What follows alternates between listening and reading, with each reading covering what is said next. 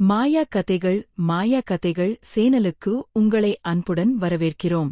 என் பெயர் கவியா. பெயரில் கவிதை இருந்தாலும் என் வாழ்க்கையில் மட்டும் சந்தோஷமே இல்லை, சிரிப்பு, மகிழ்ச்சி என்ற வார்த்தைகள் எல்லாம் என் அகராதியிலிருந்து எப்போதும் அழிந்துவிட்டன. ஏய் மூதேவி, நீ எப்போதுதான் இந்த வீட்டை விட்டு தொலைவாயோ? உன் ராசி இல்லாத முகம் எங்களை விட்டு பிரியும் நாளைதான் நான் ஆவலுடன் எதிர்பார்க்கிறேன் என்று என் அத்தை மங்களம் தினமும் கத்துவாள். என் கண்ணேரே துடைத்துக்கொண்டே, இதுதான் என் தலை எழுத்தா என்று நான் மோனமாக அழுவேன். என் பெற்றோர் ஏன் என்னை இப்படி அனாதையாக விட்டுச் சென்றார்கள்? நான் பிறப்பதற்கு 2 மாதங்களுக்கு முன்பே என் தந்தை இறந்துவிட்டார். என் அம்மாவும் அப்பாவும் ஒருவரை ஒருவர் உயிருக்கு உயிராக நேசித்தவர்கள். அப்பாவுக்கு திருமணத்திற்குப் பிறகு உடல்நிலை மிகவும் மோசமானது. அவர் அடிக்கடி சொல்வார், நான் அதிக காலம் உயிருடன் இருக்க மாட்டேன் என்று. ஆனால் அம்மா அவரிடம், அப்படி சொல்லாதீர்கள், நீங்கள் பிரிந்தால் என் வயிற்றில் வளரும் குழந்தையின் கதி என்னவாகும் என்று கதறுவார். அப்பா அம்மாவை மறுமணம் செய்து கொள்ள சொன்னார். ஆனால் அம்மா அதற்கு ஒருபோதும் சம்மதிக்கவில்லை. அவர்களின் காதல் எத்தனையோ போராட்டங்களுக்குப் பிறகு வெற்றி அடைந்தது. ஆனால் விதி அவர்களை சீக்கிரம் பிரித்துவிட்டது. நான் பிறந்த அந்த நிமிடமே என் அம்மாவும் இந்த உலகத்தை விட்டு பிரிந்துவிட்டார். என் பிறப்பே என் பெற்றோரின் மரணத்திற்கு தொடக்கமாகிவிட்டது என்று இந்த வீட்டில் உள்ளவர்கள் என்னை ஒரு ராசி இல்லாதவளாகவே பார்க்கிறார்கள். சூனான் பிறந்த அந்த நாளில் இருந்தே துரதிர்ஷ்டம் என் நிழலாக தொடர்ந்தது. என் பெற்றோர் இறந்த பிறகு ஊர்க்காரர்கள் என் பெரியப்பாவைதான் ஒரே உறவினராக கருதினார்கள். இந்த குழந்தையின் பொறுப்பை நீங்கள்தான் ஏற்க வேண்டும் என்று அவர்கள் சொன்னதால் வேறு வழியின்றி அவர் என்னை ஏற்றுக்கொண்டார். ஆனால் நான் முதலில் கண் விழித்தது என் பெரியம்மா மந்திரத்தின் மடியில்தான். அவர் கண்கள் என்மீது அன்பே பொழியவில்லை, மாறாக வெறுப்பையே கக்கின. பெரியப்பா ஒரு மின்சார பணியாளர், எலக்ட்ரிசியன். சொந்தமாக ஒரு பெரிய கடை வைத்திருந்தார். ஆனால் நான் பிறந்த அதே நாளில் அந்த கடையில் மின்கசிவு ஏற்பட்டு தீப்பிடித்தது. கடை முழுவதும் எரிந்து சாம்பலானது. நீ பிறந்த நேரம் என் கடையும் கௌரவமும் இருந்துவிட்டது என்று பெரியப்பா அடிக்கடி என்னை குத்தி காட்டுவார். அன்றிலிருந்து இன்றுவரை ராசி இல்லாதவள் என்ற பட்டம் எனக்கு நிரந்தரமாகிவிட்டது. காலம் ஓடியது. நான் மெல்ல வளரத் தொடங்கினேன். பெரியப்பாவுக்கு சந்தோஷ் என்ற மகனும் அஸ்வினி என்ற மகளும் இருந்தனர். அவர்கள் இருவரும் என்மீது ஒரு வேலைக்காரியே போலவே அதிகாரம் செலுத்துவார்கள். வீட்டில் எல்லோரும் சாப்பிட்டு முடித்த பிறகு அவர்கள் மீதம் வைத்த உணவோ அல்லது பழைய உணவோதான் எனக்கு கிடைக்கும். அஸ்வினி பயன்படுத்திய பழைய உடைகளைதான் பெரியம்மா எனக்கு கொடுத்து, இதை பேரோவில் வைத்துக்கொள், உனக்கு இதுவே போதும் என்பார். பள்ளிக்கூடம் சென்றபோதும் கூட என்னை ஒரு சாதாரண அரசு பள்ளியில் சேர்த்தார்கள். ஆனால் சந்தோஷ் மற்றும் அஸ்வினியே பெரிய தனியார் பள்ளியில் படிக்க வைத்தனர். ஊர்க்காரர்கள் முன்னால் மட்டும் அனாதே பெண்ணே, நாங்கள் எவ்வளவு நன்றாக பார்க்கிறோம் என்று வேஷம் போடுவார்கள். ஆனால் வீட்டு வாசலுக்குள் நுழைந்ததும் நான் ஒரு சுமையாகவே கருதப்பட்டேன். என் மனதிற்குள் இருக்கும் ஆசைகளை யாரிடமும் சொல்ல துணைவென்றி என் தலை எழுத்தை நினைத்து கண்ணீர் விடுவதே என் அன்றாட வாழ்க்கையாகிவிட்டது. காலமோடி கொண்டிருந்தது என் கல்லூரி நாட்களம் தொடங்கின. ஆனால் மற்ற பெண்களுக்கு கல்லூரி என்பது ஒரு கன உலகம் என்றால் எனக்கு அது ஒரு போர்க்களமாகவே இருந்தது. ஒவ்வொரு நாளும் விடியற காலையிலேயே என் வேலை தொடங்கிவிடும். ஒருநாள் சமையலறையில் நான் அனைவருக்கும் பரோட்டா தயார் செய்து கொண்டிருந்தபோது அஸ்வினி தன் அறையிலிருந்து கத்தினாள். ஹே, எங்கே தொலைந்து போனாய்? எனக்கு கல்லூரிக்கு நேரம் ஆகிறது, இன்னும் திபன் வரவில்லை. நான் பதற்றத்துடன் ஓடினேன். இதோ வந்துவிட்டேன். அஸ்வினி, பெரியப்பா பரோட்டா கேட்டார், அதான் தாமதமாகிவிட்டது என்றேன். ஆனால் அவள் அதைக் கேட்பதாக இல்லை. உனக்கு எப்போதுமே உன் இஷ்டப்படுதான் வேலை செய்வாய், சீக்கிரம் கொண்டு வா என்று கத்தினாள். அதே சமயம் சந்தோஷ் தன் கையில் ஒரு சட்டையை திணித்தான். கவியா, இதை முதலில் ஐரன் செய்து கொடு, நான் கிளம்ப வேண்டும் என்றான். சந்தோஷ் அஸ்வினிக்கு டிபன் கொடுக்க வேண்டும், அப்புறம் செய்கிறேன் என்று நான் சொன்னதற்கு அவன் ஏளனமாக சிரித்தான். அவள் எப்போதுமே தாமதமாகத்தான் போவாள், முதலில் என் வேலையே பார் என்று அதிகாரம் செய்தான். இவர்களின் சத்தத்திற்கு நடுவே பெரியம்மா மங்கலம் சமையலறைக்கு வந்து, எனக்கு இன்னும் டீ கிடைக்கவில்லை, நீ என்னதான் செய்து கொண்டிருக்கிறாய், சோம்பேறி ஆகிவிட்டாய் என்று திட்டினார். அவசரமாக எல்லாவற்றையும் முடித்துவிட்டு அஸ்வினியின் அறைக்கு சென்றபோது அவள் கோபத்தில் தன் கையில் இருந்த புத்தகத்தால் என் தலையில் பலமாக அடித்தாள். எங்காவது செத்து போய்விட்டாயா என்று அவள் கேட்டபோது என் கண்கள் கலங்கின. வலியையும் அவமானத்தையும் விழுங்கிக் கொண்டு நான் என் அறைக்கு ஓடினேன். மணி 9 எனக்கும் கல்லூரிக்கு நேரமாகிவிட்டது. நான் இன்னும் காலை உணவு கூட சாப்பிடவில்லை. மூச்சுரைக்க நான் கல்லூரிக்கு ஓடும்போது அங்கே ஆசிரியரிடம் திட்டு வாங்க வேண்டியிருக்கும். இவ்வளவு உழைத்தும் இவ்வளவு அவமானங்களை சுமந்தும் என் கண்ணீரை துடைக்க இந்த உலகில் யாருமில்லை. என் பெற்றோரின் புகைப்படத்தை பார்த்து அழுவதைத் தவிர எனக்கு வேறு ஆறுதலே இல்லை. நாட்கள் செல்லச் செல்ல நான் என் கஷ்டங்களை மறைத்துக்கொண்டு படிப்பில் கவனம் செலுத்தினேன். அரசு பள்ளியில் படித்தாலும் அஸ்வினி மற்றும் சந்தோஷை விட நான் மிகச் சிறப்பாக படித்தேன். ஆனால் என் அறிவு இந்த வீட்டில் யாருக்கும் பெருமையாக தெரியவில்லை, மாறாக அது அவர்களுக்கு எரிச்சலையே தந்தது. அஸ்வினி கல்லூரி படிப்பை முடித்ததும் பெரியம்மா அவளுக்கு நல்ல இடத்தில் வரன் பார்க்கத் தொடங்கினார். பெரியம்மாவுக்கு ஒரு ஆசை இருந்தது. எப்படியாவது அஸ்வினியை ஒரு பணக்கார வீட்டில் கட்டிக் கொடுத்துவிட்டு அதற்கு பிறகு என்னை யாராவது ஒருவரிடம் தள்ளிவிட்டு வீட்டை விட்டு துரத்திவிட வேண்டும் என்று நினைத்தார். ஆனால் விதி வேறுவிதமாக விளையாடியது. அஸ்வினியை பார்க்க வரும் வரங்கள் தற்செயலாக என்னை சந்திக்கும்போது அப்படியே திகைத்து நின்று விடுவார்கள். பெரியம்மா என்னை வேண்டுமென்றே ஒரு வேலைக்காரி போல விருந்தினர்கள் முன்னால் வரச் சொல்வார். இது என் தம்பியின் மகள், அனாதே, நாங்கள்தான் வளர்க்கிறோம் என்று அவர் என்னை மட்டும் தட்டி பேசினாலும் வந்தவர்களுக்கு அஸ்வினியை விட என்னையே அதிகம் பிடித்துப் போனது. 2-3 வரங்கள் அஸ்வினியை நிராகரித்துவிட்டு, இந்த பெண்ணே கவியாவே எங்களுக்கு திருமணம் செய்து தருகிறீர்களா என்று கேட்டனர். இதனால் பெரியம்மாவும் அஸ்வினியும் என் மீது கடும் ஆத்திரம் கொண்டனர். நீ என் மகளின் வாழ்க்கையை கெடுக்க பார்க்கிறாய், உன் ராசி இல்லாத முகத்தை காட்டி எல்லோரையும் வசியம் செய்கிறாயா என்று பெரியம்மா கத்தினார். அஸ்வினி ஆத்திரத்தில் கையில் கிடைத்த பொருள்களை என் மீது வீசினாள். நான் அழுது கொண்டே என்னை அவர்கள் முன்னால் கூப்பிடாதீர்கள் என்று கெஞ்சினேன். ஆனால் பெரியம்மாவால் எந்த வேலையும் செய்ய முடியாது, அதனால் என்னை விருந்தினர்களுக்கு பணிவிடை செய்ய கட்டாயப்படுத்துவார். இறுதியில் பெரியம்மா ஒரு சபதம் எடுத்தார். என் மகளின் மகிழ்ச்சியை பரத்த இவள் ஒருபோதும் சந்தோஷமாக இருக்கக்கூடாது. இவளுக்கு ஒரு வேலைக்காரனைதான் கட்டி வைப்பேன் என்று அவர் வன்மத்துடன் முடிவெடுத்தார். என் எதிர்காலம் ஒரு இருண்ட குகைக்குள் தள்ளப்படுவதை உணர்ந்து நான் நிலை குலைந்து போனேன்கூன். அஸ்வினிக்கு எப்படியோ ஒரு பணக்கார இடத்தில் வரன் உறுதியானது.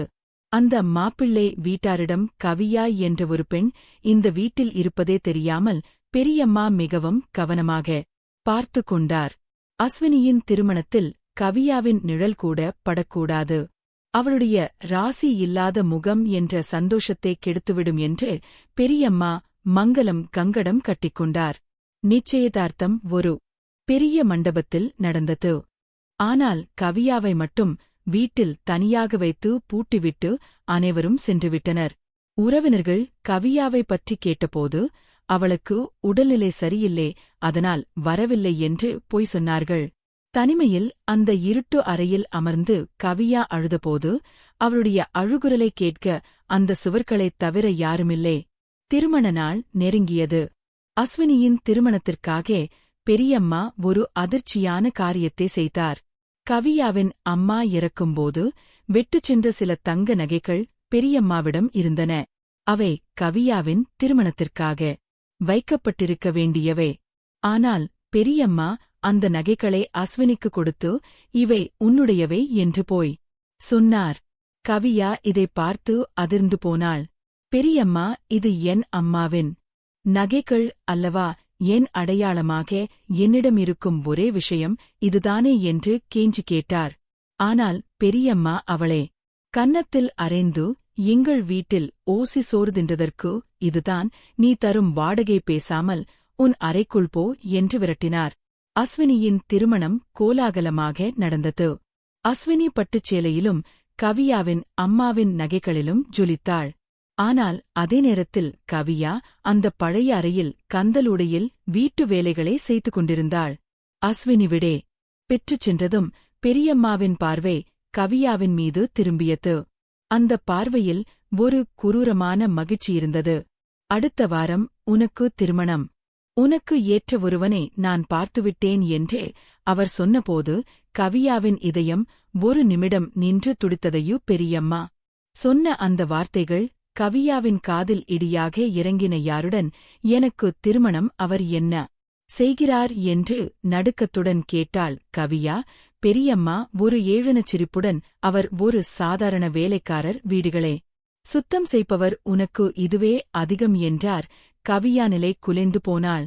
அஸ்வினிக்கு கிடைத்த அந்த ஆடம்பரமான வாழ்க்கை தனக்கு கிடைக்கும் என்று அவள் ஒருபோதும் எதிர்பார்க்கவில்லை. ஆனால் இப்படியா பெரியப்பா, நீங்களாவது சொல்லுங்கள், ஒரு வேலைக்காரருக்கு என்னை ஏன் கட்டி வைக்கிறீர்கள்? நான் நன்றாக படுத்தவள், எனக்கு ஒரு கௌரவமான வாழ்க்கை வேண்டாமா என்று அழுதுகொண்டே பெரியப்பாவின் காலில் விழுந்தாள். ஆனால் பெரியப்பா அவளை ஏறிட்டும் பார்க்கவில்லை. நிச்சயம் முடிந்துவிட்டது கவியா, இனி எங்களால் ஒன்றும் செய்ய முடியாது என்று கூறிவிட்டு அங்கிருந்து நகர்ந்தார். சந்தோஷ் அருகில் வந்து, நீ யாரையாவது காதலிக்கிறாயா? ஏன் இவ்வளவு துடிக்கிறாய்? இல்லை என்றால் பிச்சைக்காரனுக்கு உன்னை திருமணம் செய்து வைக்கட்டுமா என்று கேட்டு சிரித்தான். திருமண நாள் வந்தது. மற்ற பெண்களுக்கு அது கனவு நாள். ஆனால் கவியாவிற்கு அது ஒரு மரண ஊர்வலம் போல இருந்தது. அவளுக்கு ஒரு சாதாரண புடவை கொடுக்கப்பட்டது. எந்த ஆபரணமும் இல்லை, எந்த அலங்காரமும் இல்லை. அந்த பழைய அறையிலேயே வைத்து அவளுக்கு தாலி கட்டப்பட்டது. அவள் மணவரையில் அமர்ந்திருந்த போது அவளுடைய கணவன் அவளை பார்த்த அந்த பார்வையில் ஏதோ ஒரு மர்மம் இருந்தது. அவன் ஒரு வேலைக்காரன் என்று சொல்லப்பட்டாலும் அவளது கண்களில் ஒரு கம்பீரம் இருந்தது. ஆனால் கவியா எதையும் கவனிக்கவில்லை. அவளுடைய உலகம் அழிந்துவிட்டது என்று அவள் நினைத்தாள். விடை பெறும்போது பெரியம்மா அவள் காதில் கிசுகிசுத்தார். இனி உன் வாழ்க்கையில் மகிழ்ச்சியே இருக்காது, போய் தொலே.